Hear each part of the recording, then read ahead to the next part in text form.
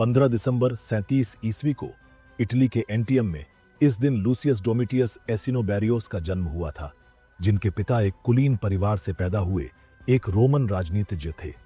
उनकी मां सम्राट कालिकुला की बहन एग्रियन जूनियर थीं। उनके पिता की 3 साल की उम्र में जलोदर से मृत्यु हो गई और कारचोला के निर्वासन के कारण वह अपनी मां से अलग हो गए। उनके शासनकाल के दौरान मां ने अपने बच्चे को अपनी चाची के साथ छोड़ दिया। सम्राट क्लॉडियस ने सिंहासन विरासत में लिया और अपनी भतीजी को वापस लाया। हम उसे अपने बच्चों के साथ पुनर्मिलन करने के लिए रोम चले गए और वहां से शुरू हुए। इस महल में चालों और साजिशों की सबसे बड़ी कहानियां आपको चौंका देंगी, जैसे प्राचीन काल से लेकर आज तक का इतिहास है। आप पर ईश्वर की दया और सलाम हो मेरे दोस्तों। भगवान आपका कर्म स्वीकार कर लें। आज की कहानी में मैं आपको कुछ दिलचस्प घटनाओं के बारे में बताऊंगा और अंत में हम एक स्पष्ट सच्चाई पर पहुंचेंगे, लेकिन इस बार कविता, गद्य या बुद्धि नहीं, बल्कि वास्तव में होने वाली रोमांचक घटनाएं बुराई, धोखे और हत्या को साबित करती हैं। केवल धोखे, धोखे, हत्या और हर पैर पैदा होता है। वह अपने पानी से पानी डालेगा और आप देखेंगे कि मेरा क्या मतलब है मेरे दोस्तों। इस कहानी के अंत में मैं आपको विभिन्न युगों, संस्कृतियों और युगों की बहुत सी बेहतरीन कहानियों के बारे में बताऊंगा, इसलिए कृपया स्वतंत्र रहें। हमारे समृद्ध इतिहास को पोस्ट करने वाली और अधिक सामग्री पोस्ट करने के लिए प्रेरित करने के लिए कृपया पहले लाइक बटन पर क्लिक करें। यदि आपने अभी तक मुझे फॉलो नहीं किया है तो फॉलो बटन पर क्लिक करें और नोटिफिकेशन प्राप्त करने के लिए अलार्म बटन दबाना न भूलें, ताकि आप इन अद्भुत कहानियों को याद न करें। वैसे उनके इंस्टाग्राम पेज पर हम पहले से ही 1 मिलियन अनुयायियों के करीब पहुंच गए हैं और आपको इस प्लेटफॉर्म की असाधारण सामग्री मिलेगी और हम बहुत सारे समीकरणों को बदलने जा रहे हैं। उस दुनिया में फैलाओ जैसा कि हमने यूट्यूब पर किया है। इंस्टाग्राम पर पेज लिंक मेरे दोस्तों, आप इसे यहां वीडियो विवरण और पहली टिप्पणी में पा सकते हैं। लेकिन अब एक गहरे सांस, हमारी कहानी शुरू करते हैं।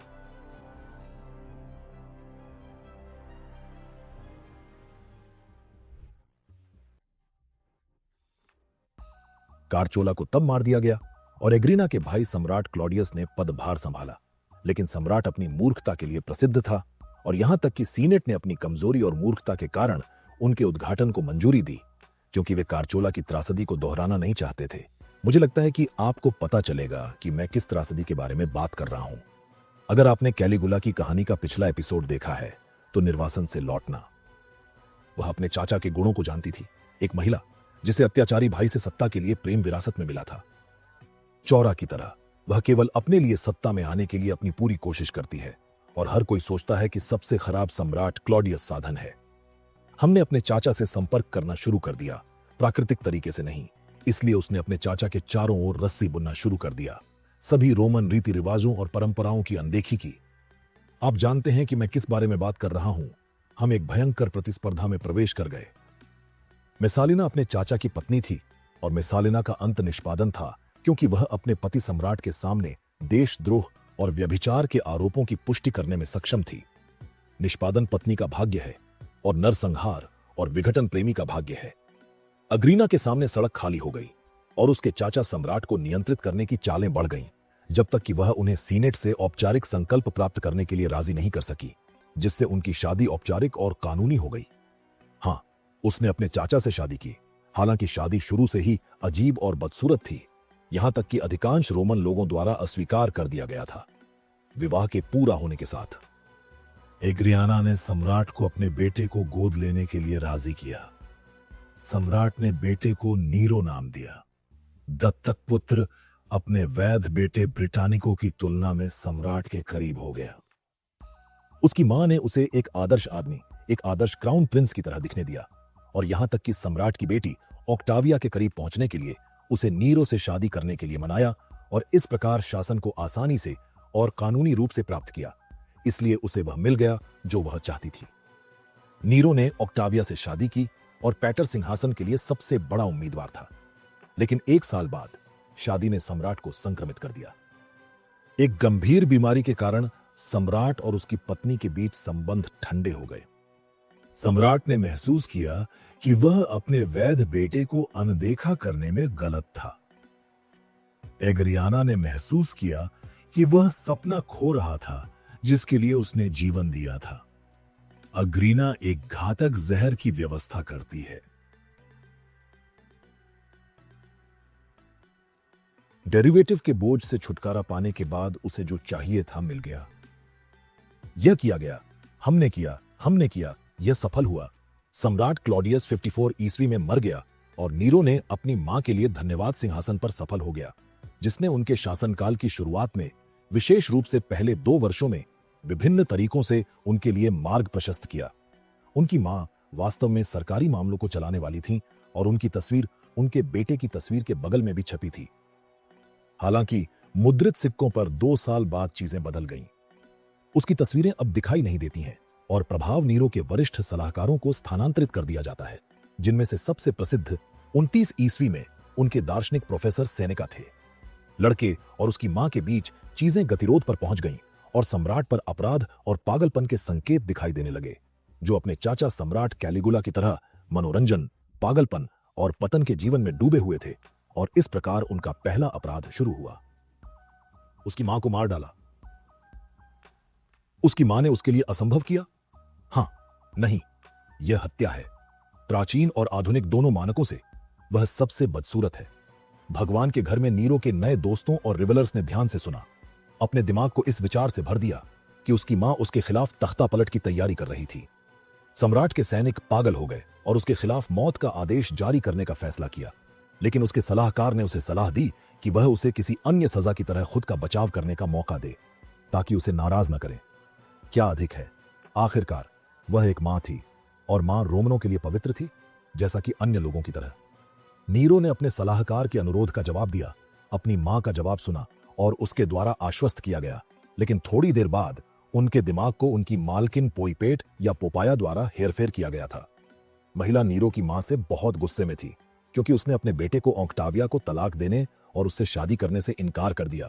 इसलिए उसने उसे उसके खिलाफ रखा और उसके और उसकी मां के बीच चयन किया। इसलिए उसने एक प्रेमी को चुना। अपने प्रेमी और अपनी मां से छुटकारा पाने का फैसला किया।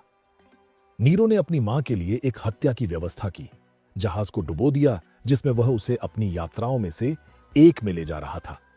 हालांकि एग्रीना चमत्कारिक रूप से बच गया, इसलिए सम्राट ने अपनी मां के महल में सैनिकों को भेजा और उसे सीधे मारने के लिए उसे तलवार से मार डाला और शाप देते हुए उसके शरीर को जला दिया। उसके शरारती बेटे के खिलाफ लोग उठे और सीनेट ने जो हुआ उसके खिलाफ विरोध किया, लेकिन दार्शनिक स्नेक ने तुरंत समस्या को हल करने के लिए कदम रखा। उन्होंने सीनेट को लिखा और उन्हें सम्राट के लिए खतरे के बारे में बताया कि अग्रिना ने उसे मारने की योजना बनाई। इसलिए सीनेट ने इस मुद्दे पर पुनर्विचार किया और फिर उन्होंने सम्राट को उनकी त्वरित कार्रवाई के लिए बधाई दी। मां की भूमिका ने नीरो के जीवन को समाप्त कर दिया और मालकिन का दायित्व बन गया। अब इससे छुटकारा पाएं।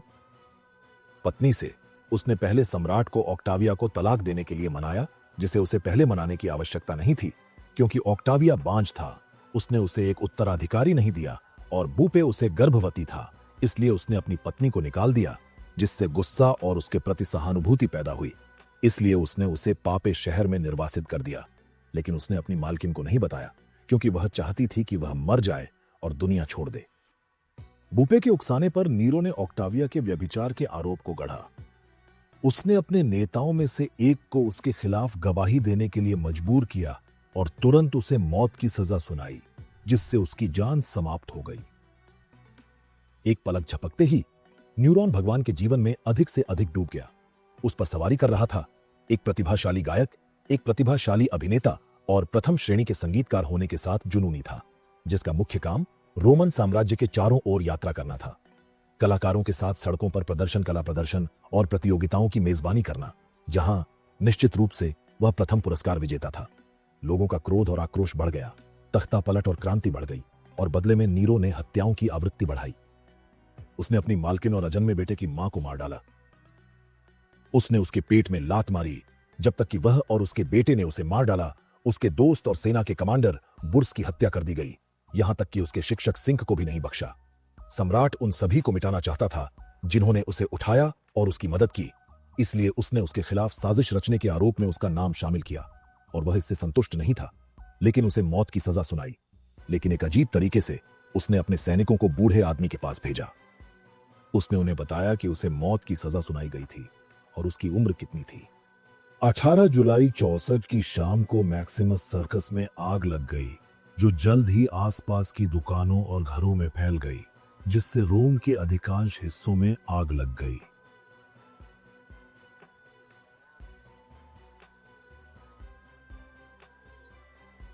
ऐतिहासिक टुकड़ों से पता चलता है कि आग लगने के समय नीरो एंटियस में था और वह अपनी मृत्यु के बाद बचाव प्रयासों की देखरेख करने के लिए रोम लौट आया। लेकिन कुछ इतिहासकारों ने अलग अलग राय रखी है। वे नीरो को इंगित करते हैं, जो आग लगा रहा था, ताकि वह विशाल सुनहरे महल का निर्माण कर सके, जिसे उसने वास्तव में आग लगने के बाद बनाया था। वे यहां तक कि यह कहने के लिए गए थे कि पागल सम्राट अपने उत्साहित तारों के साथ खेल रहा था। जैसा कि वह अपने शहर को जलाते हुए देखता है, वह ग्रीक महाकाव्य इलोपर्सिस से एक प्राचीन टुकड़ा गाता है, जो विचार के विरोधियों और समर्थकों के बीच है। जो हासिल किया गया था वह एक बात थी। नीरो ने रोम के जले हुए पड़ोस के खंडहरों पर अपने सुनहरे महल का निर्माण किया और इस उद्देश्य और पुनर्निर्माण के लिए उच्च कर लगाए, जिसने अपने लोगों के गुस्से को बढ़ाया, जिससे पूरे रोमन साम्राज्य में क्रांति हुई। नीरो के सैनिकों ने उसे कोड़े मारने के बाद इंग्लैंड में एक क्रांति हुई। यह क्रांति शुरुआत में सफल थी, लेकिन कुछ समय बाद रोमन नेताओं द्वारा दबा दिया गया और समाप्त हो गया।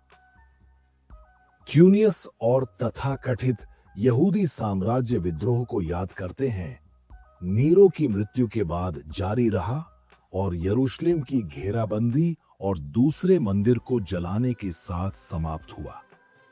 यह विरोधाभास है कि नील कला और नरसंहार के साथ जुनून को जारी रखता है।